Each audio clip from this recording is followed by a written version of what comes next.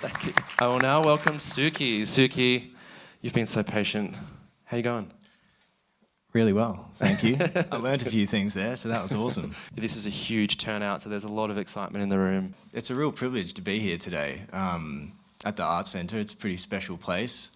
I haven't taken a very traditional route with music before this, so doing something at a place like this is quite special for me, so I feel very lucky to be here and talking about something that I genuinely obsess over every day. So, you guys see that? Yeah, okay, cool. So, to just introduce myself casually, I am a recovering perfectionist currently, but a computer addict at the moment. Producer of a lot of bad stuff and some passable stuff, as you can see. And yeah, no qualifications other than just too much time behind the computer and yeah, not a lot of time being a normal human. So sort of something like this guy on the left down there. Sorry. But yeah, in all seriousness, there is a bit to tell about my story so far. So yeah, just a brief rundown. Like I started playing music from a very young age.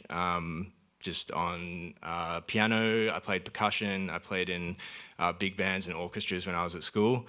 And then I discovered, Logic 9, which is similar to Cubase or Pro Tools. It's one of those sort of recording DAWs, and had a lot of fun with that on my school holidays and stuff. So ended up finding out about Ableton and getting onto that and started making music, started uploading some stuff to SoundCloud.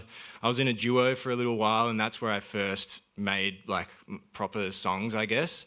And then, when I turned 18 and started going to festivals and discovered Roots House and techno, that really took things in a new direction for me. So I got really into DJing at that time, and I started the Suki project a couple of years later. So I am 28 now. So the last 8 years I've been doing this particular project, and I've released around 50 or maybe a few more tracks over a few aliases. So Suki is my main alias, as mentioned, but I have two other aliases as well, DJ Huntsman and Sniper One. So I thought maybe, I don't know, like, would it be a good idea to show a bit of the music that I've released before? You all to, Yes. Okay. Nods, I'll go through some stuff so you get a bit of an idea. Yes, for those who don't know.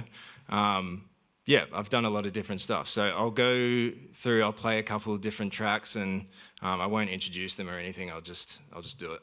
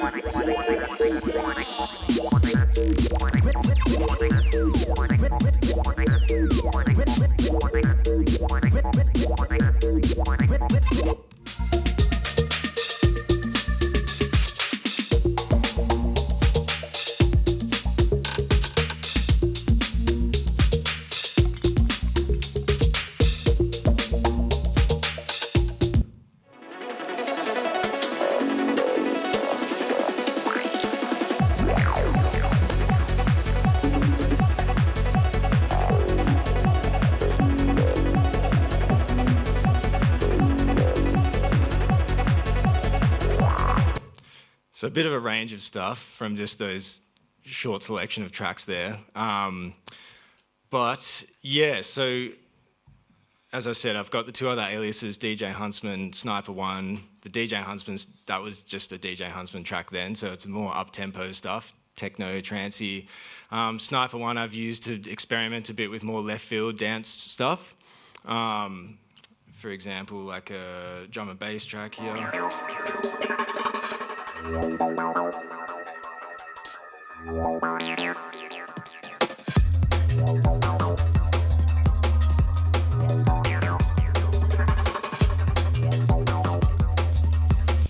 So Yeah, so I've got a couple of other projects that I've done over the last couple of years. I ran a digital label with my friend Luca. I don't know if he's here, but shout out Luca if he's here. Or Beta is his artist name. And then Weaver Agency, which Ryan mentioned before. So that's a booking and touring agency that I've been running the last few years, representing local artists. And that's been an amazing journey. Really connected me with a lot of creatives and has opened up my world a whole lot. So anyway, not here to talk about that, but thought I would just give you a little intro into me.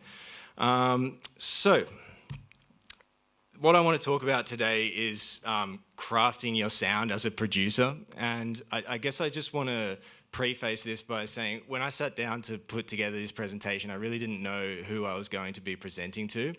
And so I guess where I landed was trying to present some content to, I guess, a younger version of myself, or like a less experienced version of myself, talking about stuff that I guess I've learned fairly recently that I would have loved to know back then, or just some ideas. And yeah, I understand that not everyone here is wanting to be a music producer or just wants to play around with it and whatnot. And so the way that I'm approaching it is just going through, having this overarching theme and talking about it a bit, but then showing you some fundamental techniques and stuff on Ableton, which can be fun to play around with. And sort of tick the box for experimentation, but also finding your sound, finishing tracks, everything, really. So, yeah, let's talk about sound, or like style, what I'm talking about. So it's really in relation to the themes or the identities or the culture that listeners identify with an artist or a song. And I think it can often appear that many artists kind of naturally have this distinct sound or whatever, but it's my argument really that it's those artists who have that distinct sound, they have, I guess, experimented so much and found something through that experimentation that is an idea, and then kind of just exhaustively experimented within that idea. And that's the kind of thing that people start identifying as like the sound or the style. So, to one person it might seem like it's happening naturally, but to that artist it's potentially been years and years of trial and error basically to land on something that's unique.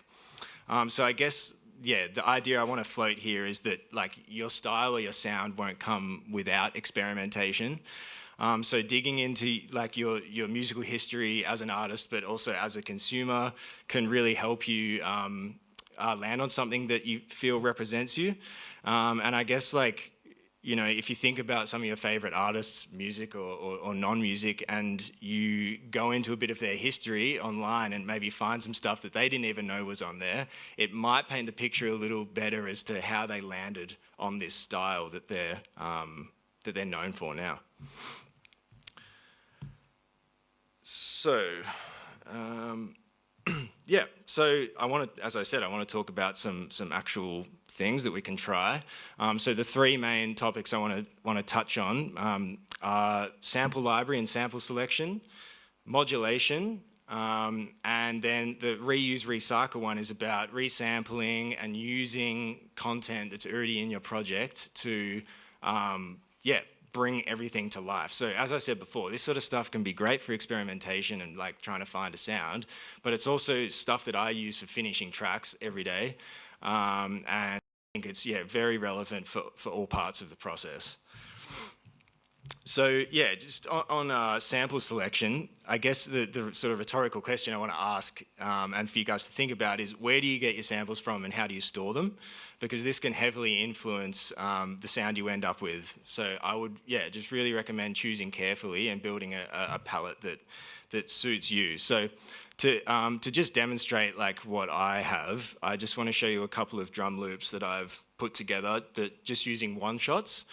And just to sort of demonstrate, this kind of sonic themes that I have going on with a lot of my samples. And these are all unprocessed, unprocessed since I made the loop. So anyway, I'll show you.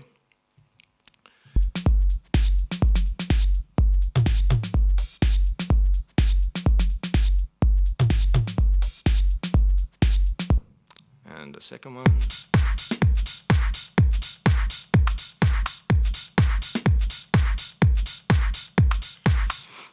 So, yeah, reason I want to show you those is because it was done fairly quickly. I just pulled samples that I had accessible to me in my library. And they've come out really sounding quite cohesive, like they're from the same place, same drum kit or whatever you would want to call it, but they are all individual samples that I've taken from various different places. So, the way I've been able to do this is by having well-processed samples in my pool. I think I'm not a user of Splice, but I'm sure Splice has a lot of really good processed samples in there. For me, I like tape, vinyl, or layered samples. That's my go-to every time because I like sort of the crunchiness of it. So that's, a lot of my stuff I've just gotten over time from various places, like over the years, and it's still all compiled into one pool. So a lot of those different places that I've gotten those sample packs from are from all different types of genres. So I've got classical to jazz, but I don't produce those genres, but I like having access to those drums because you never know what you might need. So that's more of just like something to think about. Again, the samples you use are really, really super important. I know I've just shown drums, but for me, drums is what I use samples mostly for. But yeah, it can really contribute to giving you a sound which really satisfies you quickly without the need to process a lot. So I think that's really helpful. Should we pause for a second? Any questions so far? Okie doke. I had a question. Cool. But also, please, I should stop more. But yeah, definitely. I've got a question. Yes, please. Layered samples, is that like let's say a drum with the bass in the same audio file? Sorry, no. I mean, I'll use drums as an example. Like a layered sample would be multiple kick drums on top of each other type thing, or multiple claps on top of each other. The best example I can give of that is Vengeance samples, for the most part, are highly layered and processed as well. That's where I would go for my kind of, full sounds, full samples, drum sounds. At the end of the day, like if I just pull a 909 kick straight up, just no processing at all, for me, that's not enough. It doesn't really have like much character to it. If you ran that through something, then it probably would like hit the nail on the head for me. So I hope that explains it a little better. So next thing I want to talk about is modulation. And again, this is in relation to experimentation. I don't want to go too deep into the world of modulation because that is quite vast. But I guess just quickly, like, does anyone not know what modulation actually means? Or no one? No one wants a definition? Okay. You want a definition? Okay, perfect. So this isn't the official definition, but to me, the basic modulation is pretty much an automatic movement of a parameter from something. And in this example, I guess I can say like the cutoff of a filter, and it's automating that using waveforms. So you have a sine wave or a square wave or a sample and hold wave, and that will be feeding into the cutoff, and it'll be telling the filter where to put the cutoff. And so you can kind of put a modulator on there and let it run. Whereas with automation, which can achieve a similar effect, you have to draw it all in. So that can change over time. Modulation, for the most part, is a constant wave. So you can manipulate that wave, but for the sake of keeping it simple, that's what it is. And it's through something like an LFO, which I'll talk about. And there's a whole lot of different tools, but Ableton has some fantastic ones. So that's what I want to touch on today. Damn, that was a good explanation of modulation. Yeah. Okay, good. I like to use it for experimentation specifically because of that sort of, it's not locked in what's going to happen when you chuck on a modulation, but when you draw in automation, well, you're physically doing it, so you kind of can see where it's going to go, and you do kind of need to have an idea of what you're doing before you embark on automating something. So modulation, you can just whack it on and play around, which I'll show you. So maybe I'll start with the LFO because we were just talking about that. So let's give it an example. Folks up the back, how's the projector size for you? That's okay? Great. I'll try zoom in on some specific stuff when I get there. So I've just got this, where are we? Oh, okay, I'm gonna delete all this stuff. So we can redo.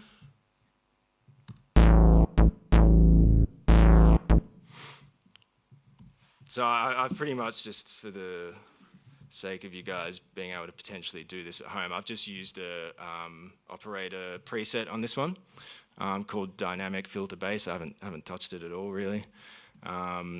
And yeah, so a quick like LFO example would literally just be, I mean, it's kind of similar to what Ryan was showing before with tremolo. He's talking about volume going up and down, but LFO, you can do it with anything. So it could be the volume, but it could be the resonance or the cutoff like I was talking about. It could be way more wild than that as well. So yeah, Ableton has a fantastic LFO device, which I'm such a big fan of. It used to be part of the Max for Live pack. I think now it's just included, right? Yeah, in the little modulation section of library, I believe. Yeah. Amazing. So it wasn't always like that. They didn't have it on the old Ableton that I used to use, but now they do. So yeah, let's zoom in there. So yeah, you just type in LFO. You grab it, that's your waveform, just automatically a sine wave, and then you can map it to whatever you want. So we'll do it to the frequency cutoff here. And then, just without doing anything,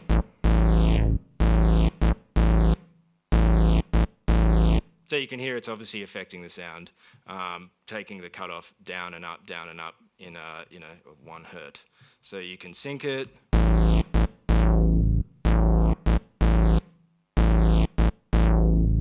And this particular one, you can set the range as well. So there's quite a lot of usable functionality in this LFO. It doesn't go too crazy, but I'm imagining that they're probably going to make this a lot more hectic in the future, which I'm pretty excited for as well. So the other example, and I'll go more in depth after this once I've shown you these two things, I'll kind of layer it all together. But the next thing that I want to talk about is expression control. Which is, this is a tool, and it's kind of modulation, it's kind of automation. I haven't really decided which one it is, but basically it's within the MIDI clip, and you're able to control a parameter via, in this example, the velocity. So instead of the velocity control playing the volume of the notes, it'll be telling it to do something else. So let's have a look. So I've got this, just a basic like MIDI bassline. And with expression control, maybe you can help with this, Ryan. Is this included in Ableton? Have you heard of this before? Yeah, it's in the suite. It's in the suite. Okay, cool. I couldn't remember whether I got this off Max or not. But yeah, so basically what it enables you to do, like I said, is map the velocity in this case, or the mod wheel, or any of these parameters you have here, to whatever you want. So what I'm going to do to do it a bit different is use a Redux, which is like a bit crusher, because this will be really obvious. So then I'm going to map that to the rate. And then put this on 14, because that's what sounds good. And then, yeah, so these velocity controls here will start affecting the rate of the radar.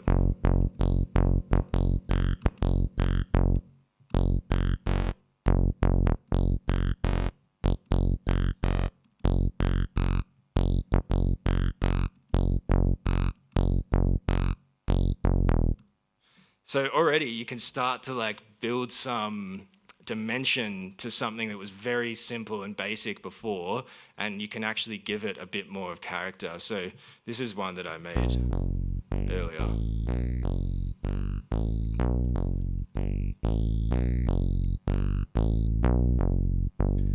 Are you just moving the velocity of each note to something that sounds cool? Yeah, just using my ears. fun. And that's a good point. Like all of this is just like playing around, using your ears. Like you don't really, the idea is you don't know what you're going to end up with, but you've got these tools to play around with, to have fun, and then actually kind of maybe land on something you think sounds good.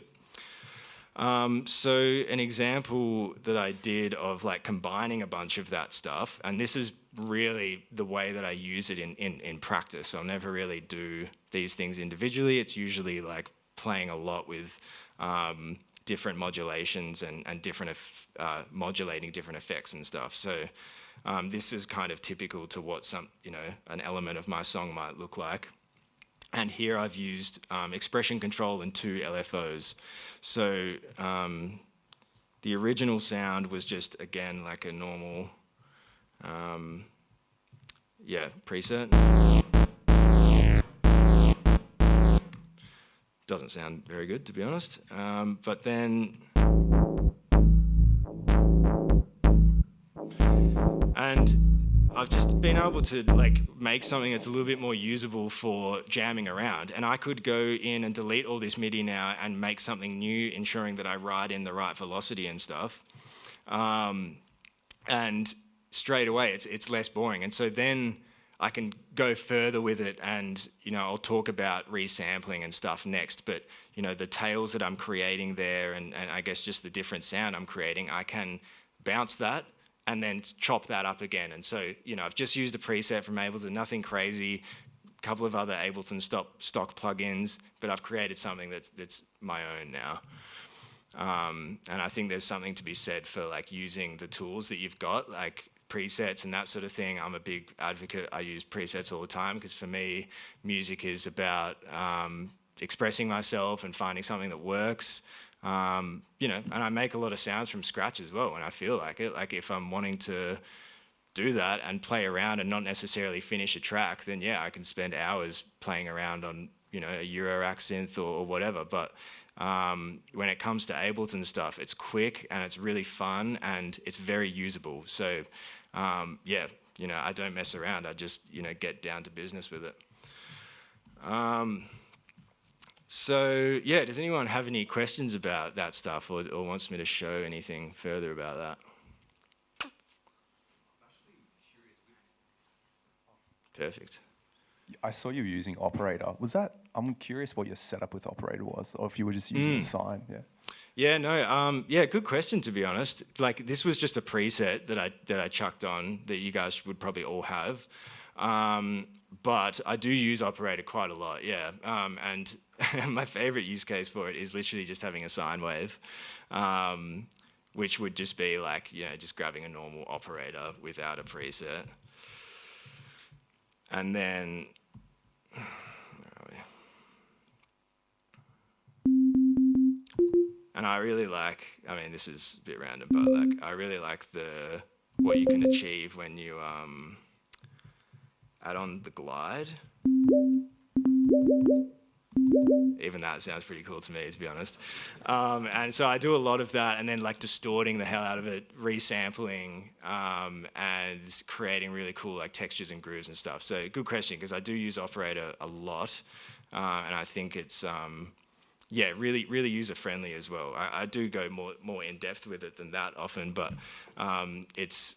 Yeah, as I said before, I kind of like the sound source for me is not a massive consideration. It's more so what I do with the sound afterwards that I think makes it mine. Cool.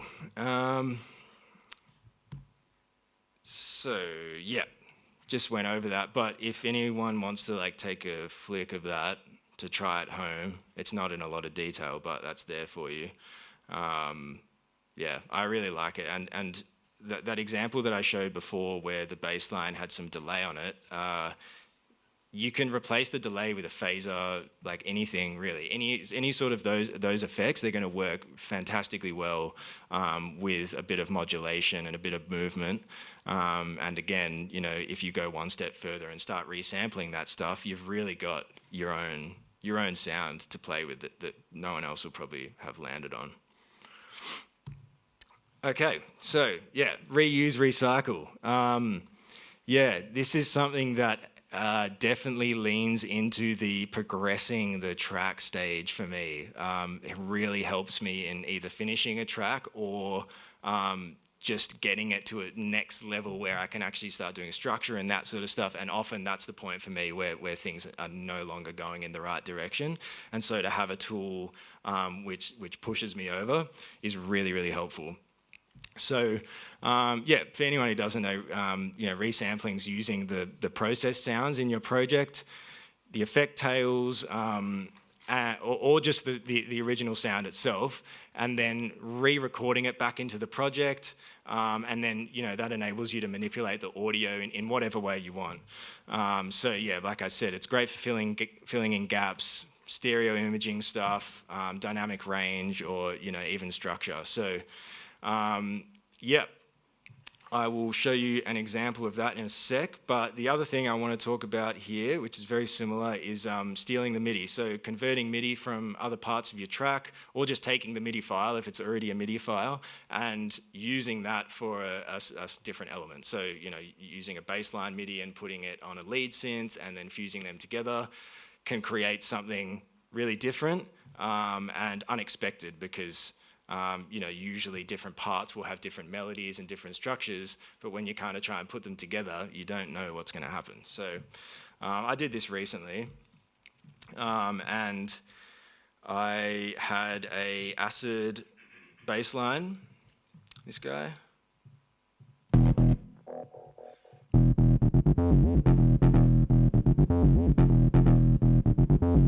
And I'm a bit of a sucker for acid bass lines. Like when I'm kind of bored, I try and make like an acid track because it's just so much fun, but it's not really the direction I'm trying to head in at the moment. But it's a perfect example because obviously bass lines and acid, it's a mono sound, so you're just going to have one note playing at one time.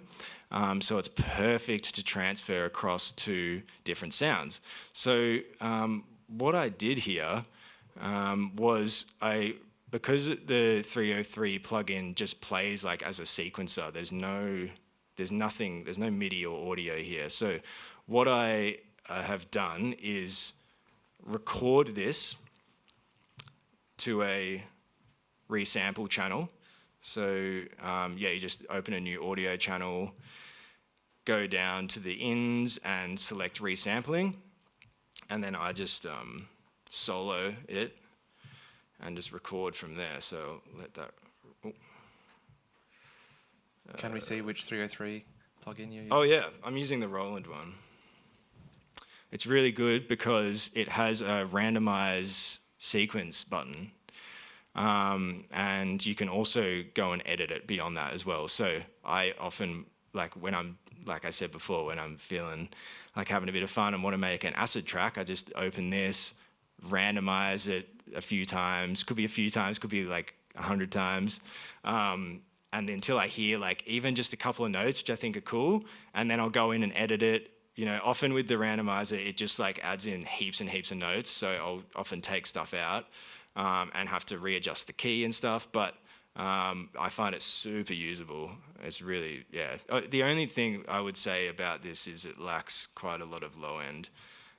So I find myself having to EQ it. Yeah, I've got a fab filter on here with a bit of boosting on there. I'm not sure why I'm not getting a signal there.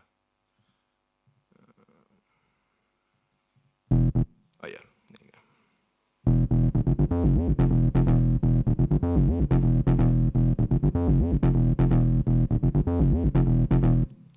Cool, so got my audio, and then similar to what Ryan showed before with the beta, down where you would see the stem separation thing, I have the old version, so I have convert to MIDI. And in this case, we're dealing with a melody, right? Because it's not a harmony, because we already decided that it's just a mono synth, so there's only one note happening at a time. It's not drums, so it's got to be a melody. So we're going to do that and see if it works. And it's going to give us some like random synth down here. I don't know.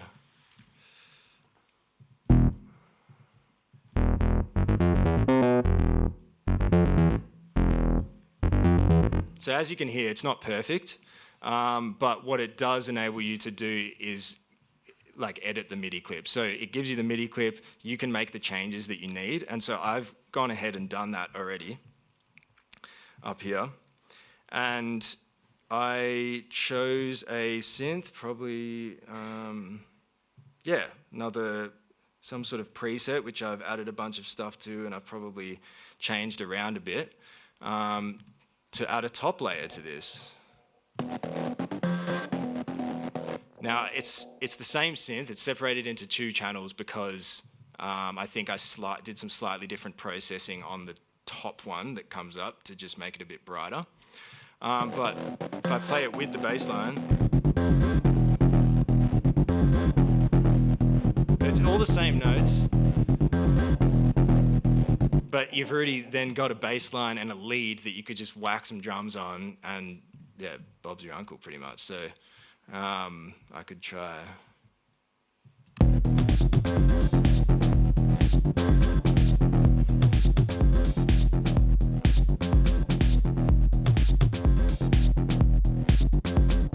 So that's something I use very, very often because, 90% of the stuff that I'm working on never sees the light of day, and it doesn't really tick the boxes for me. So I like to just get it. If it's something I'm not going to progress with, then make that decision quickly, and these sort of tools can really help with that. So that is converting to MIDI. Is that something you'll tuck away potentially into your library for use later? Like this particular sound, or just like any of that, like the MIDI or the patch or the. Yep. Yeah. So I'm not that great at storing stuff that I have made previously. I usually just keep it in the project. Yeah. But I am a big advocate for fusing like your old tracks together. So.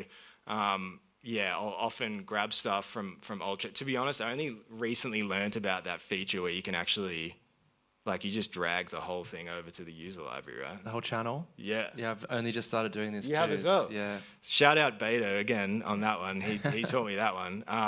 So that I have done that a couple times, but it's not in the habit yet. But no, that is really, really handy, because what that does, for those who don't know, is it takes the The Cheers asked, can we demonstrate that? Oh, yeah. Saving the channel. Okay. So I'll just drag it over here. But I'll need to drag it back again to show you what it actually does.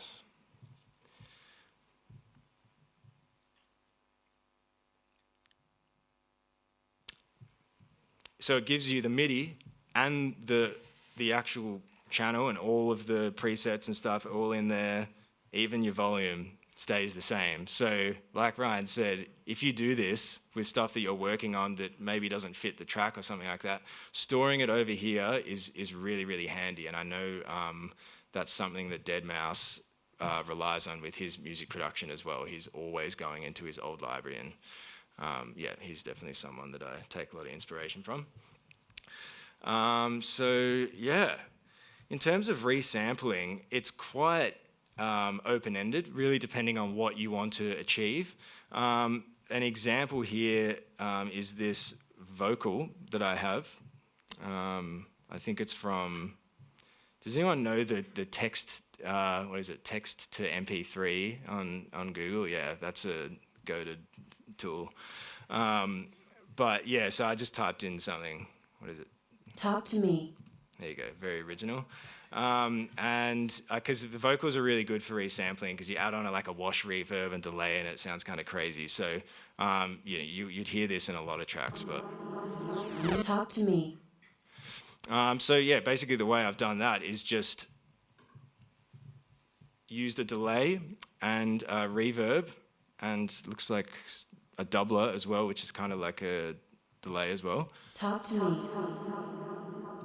Then I've resampled that. So, same sort of thing. Resampling, we did this before, but this is a slightly different application. So, solo that. Talk to me. You want to let it go for a bit so you've got the whole tail for the most part. I'm going to turn the reverb and the delay off because I want it to I want the vocal to be quite at the front when it comes in, but I want the build up to it to be quite epic. So just going to trim that up and then reverse it. Actually, before I do that, I'm just going to take away Talk to me. the actual spoken vocal and then reverse it. So then it creates that build up. But then I went one step further, and this is why resampling is fantastic, because you have the audio. It's not taking up any CPU, so then you can go crazy again with the plugins. So yeah, on this one I used a Redux. Obviously hate using Redux.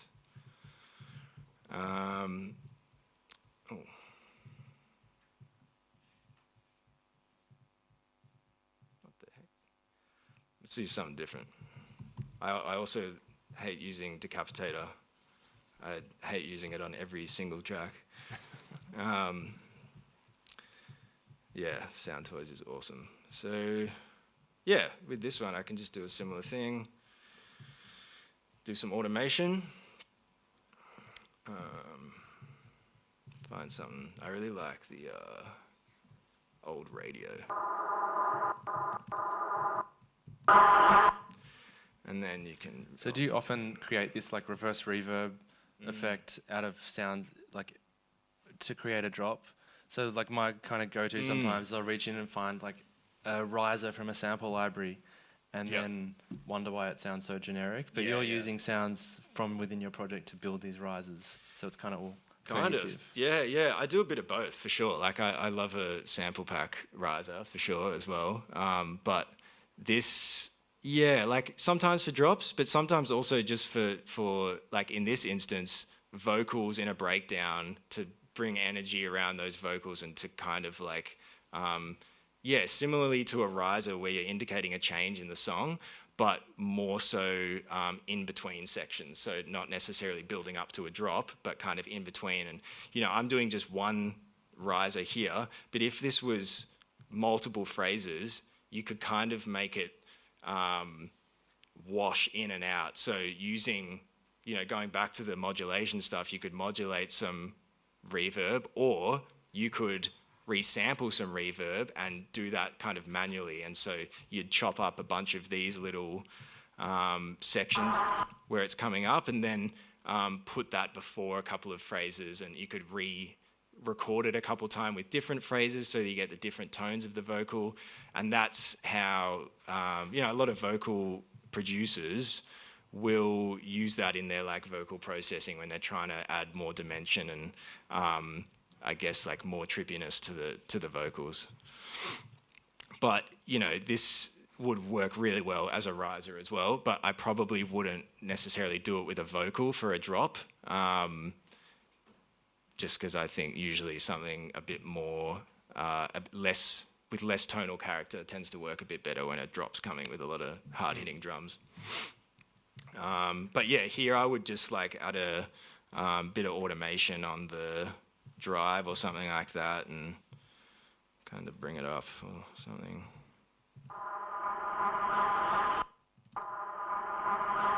Talk to me. And then this, I'm going to pull a bit forward. Talk to me. So yeah, that's a pretty basic example, I guess. And like I said before, a lot of this stuff I'm using, with all these other things and kind of layering the techniques to land on something much more unique.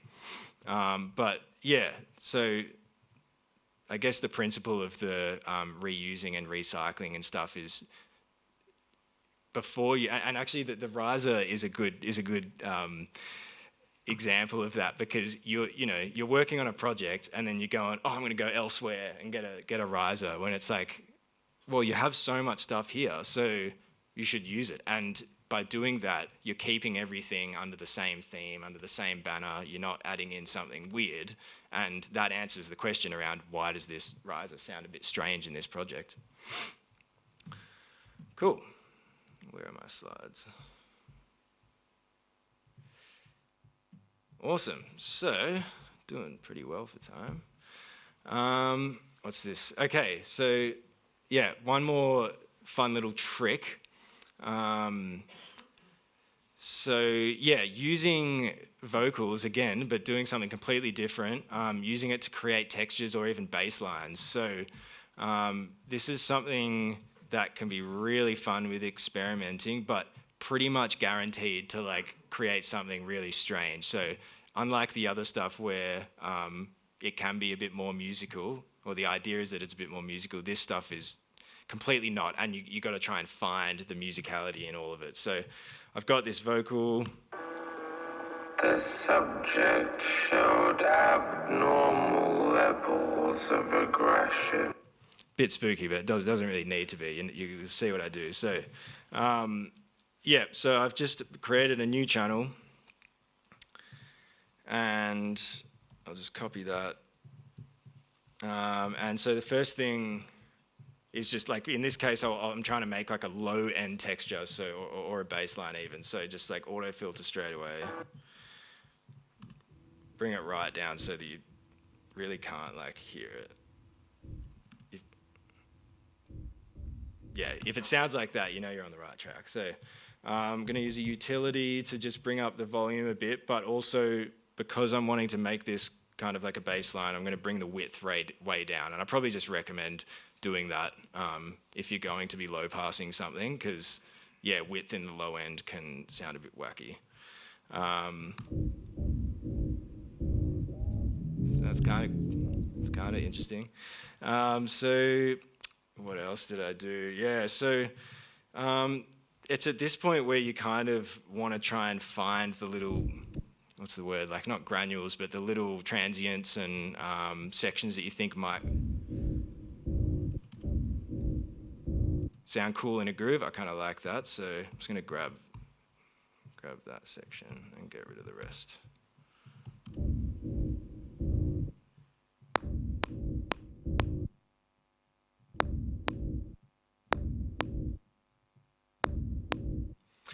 Cool, okay, that's good enough for now. So yeah, I guess the main part of how you get the groove of it is through gating, and I use this plugin called Gatekeeper, which is, similar to basically what the new AutoPan really looks like, except this one gives you a bit more functionality with custom designing the waves, which I very rarely do, to be honest. So I just go into the presets. And yeah, let's go gating, and then am I on the right one? Yes, I am.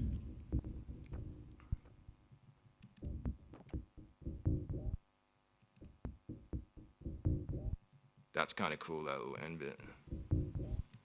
Cool. So to bring out the sound a bit more, let's use some Decapitator, because it's the best. It's the best distortion plugin. It's not even my opinion. That's just is what it is. Angry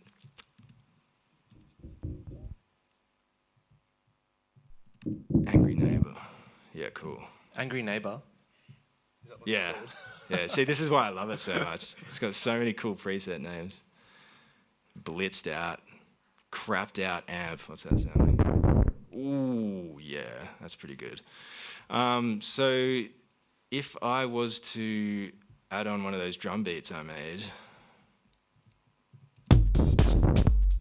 that's hectic, but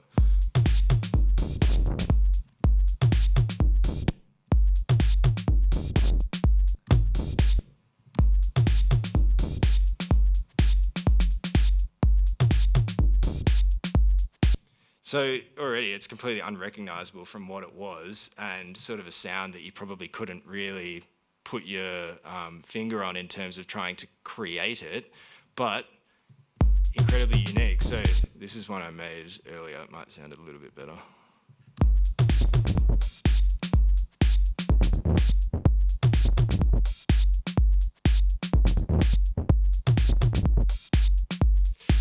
So yeah, just another like really fun sort of unconventional way of creating a texture, even a bass line. In this case, you could go further with it and make it a full bass line.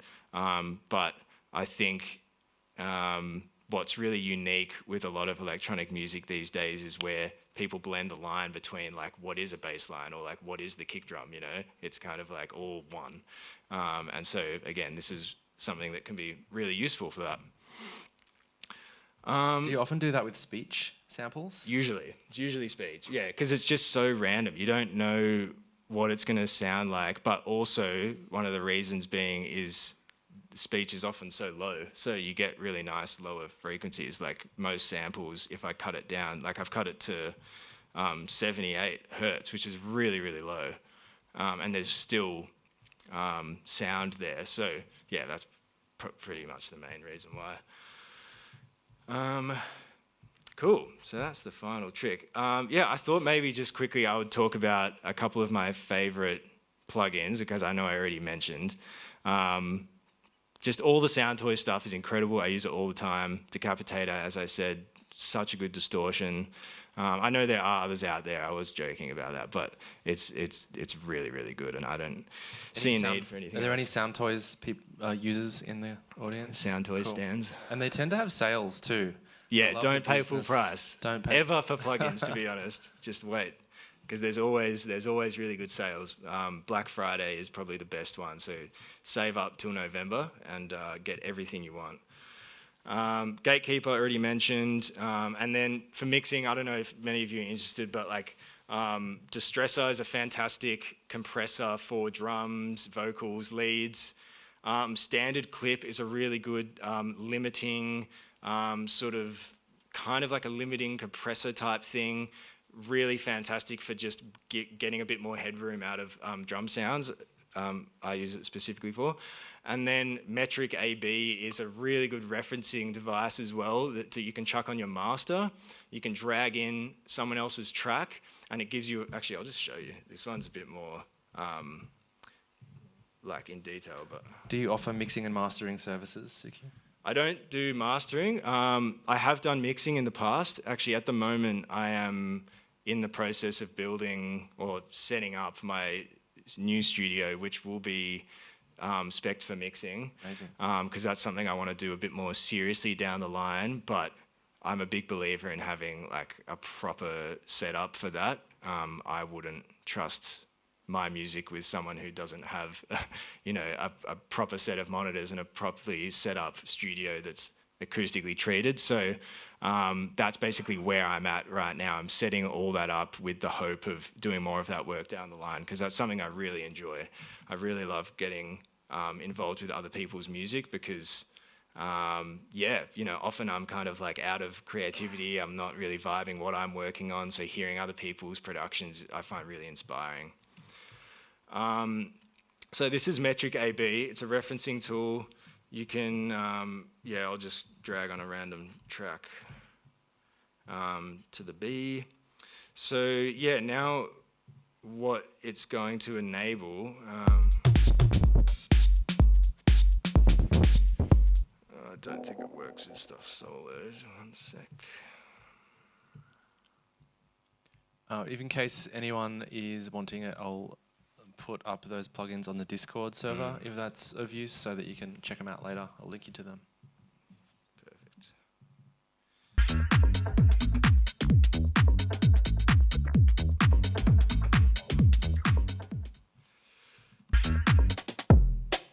So you get straight up control. You can just A/B between your two tracks. And the best thing about this is the spectrum analyzer. So you can just, this is so important for mixing. Again, I don't know if this is really relevant for you guys, but you can do the dual view on this. So just straight away get an idea of like whether your track is in the right territory as, a professionally mixed track or something like that. And I use this every track for sure. So yeah, really good tool that I was recommended by my mastering engineer. So can definitely vouch for that. I got 3 minutes left. I might just quickly show a project. Any questions while we look for a project? Up the top there, Tom's coming up to you. Worst seat you I'm wondering if you run much on your master bus. Nothing at all. Yeah, it's a bit of a contentious topic. It's my opinion that you should never put anything on your master bus, really. No, in this like case, analyzers or anything? no. I mean, apart from metric AB when it comes to mixing, yeah, that's about it. Yeah, I know that there's obviously tools that don't like they're not meant to add to the sound or anything like that, but I don't know how much that can really be trusted, to be fair. And the master is the last thing that all the audio goes through before you export it or you play it. So I just feel like if there's something on there, and you know the Ableton plugins can sometimes add a bit of color to the sound, even if they're not supposed to. So I tend to just like avoid it pretty much completely. If I want to start playing around with master stuff, then I'll just bounce the audio and kind of do it that way. But yeah, I like to run my music through outboard gear as well. So there's quite a bit of like playing around with bouncing stems and adding stuff to grouped channels or a master. So there's no, in terms of like producing with something on the master, I definitely don't, I avoid that because I want to know that I'm hearing exactly what I'm doing. So maybe I'm being a bit pedantic there, but that's just, that's how I do it. Is there any more quick questions before I just show this track? Yeah. Who's your mastering engineer? Good question as well. His name's Rob Small. He's in the UK, and he does analog mastering for me. So I prefer having my stuff mastered through analog equipment. He's really, really good. He's worked on Daft Punk and a bunch of other big artists. So for me, that makes a lot of sense. And I've been working with him for quite a while, so he gives me a really good price. So to be honest, that I'm pretty happy with him. But I think like it's important, you know, if you're taking it seriously, it's important to get your stuff mastered by someone who really knows what they're doing and has a treated studio, similar to mixing. All right, I'll quickly show you this track, which Hugo, wherever he is, recommended that I get up. So I'll quickly play a little bit, and then if anyone has any questions, just shoot your hand up.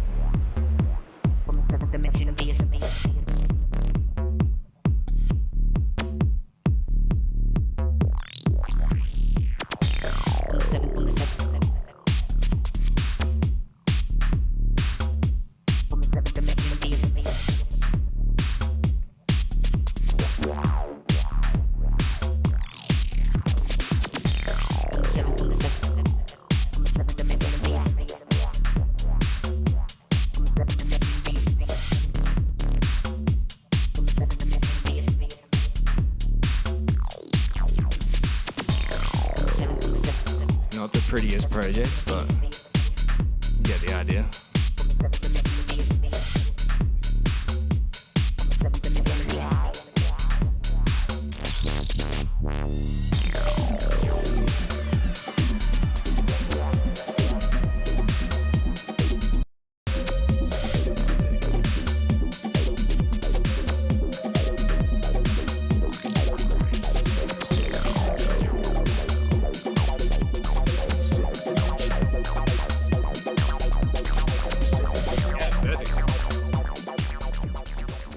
Folks, can we please show Will our appreciation? Thank you so much. Thank you for listening.